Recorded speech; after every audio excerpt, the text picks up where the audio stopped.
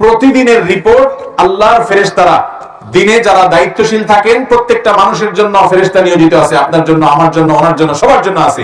এই ফেরেশতারা সকালে এসে সারাদিন আমাদের আমলনামা সব লিপিবদ্ধ করে, এগুলো নিয়ে সন্ধ্যার সময় আল্লাহর কাছে জমা দেয়।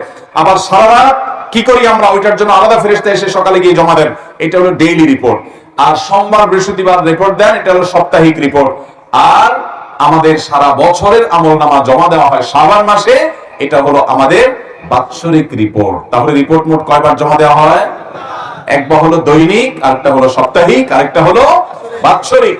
আল্লাহর কাছে আমাদের আমলনামার হিসাব দেওয়া হয়। ভাইরা আমার, আমরা কয়জন মানুষ খবর রাখি যে আমি আজকে সারা দিনে যা করেছি সন্ধ্যার আগে আগে জায়গা মতো সব জমা হয়ে গেছে।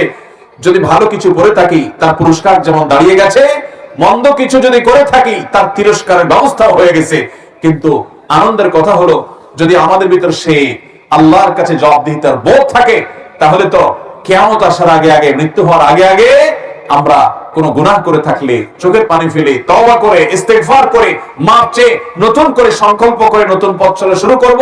তাহলে ফেরেশতারা আমার বদামল যদি আল্লাহর কাছে জমা দিয়েও থাকেন, আল্লাহ তাআলা সেটা ডিলিট করে আমার প্রোফাইলকে ক্লিন করে দিবেন ইনশাআল্লাহ। তাহলে গুনাহ করার পর তওবা করতে দেরি করব না। আল্লাহ আমাদের সবাইকে যে কোনো গুনাহ করার পর প্রতিদিনেরটা প্রতিদিন আমাদের আল্লাহর সাথে হিসাব নিকাশকে চুকিয়ে আল্লাহর কাছ থেকে নিষ্পত্তি করিয়ে নিয়ে তওবা ইস্তেগফার করে প্রতিটা নতুন দিনে নতুন করে সংকল্প করার তৌফিক দান করুন।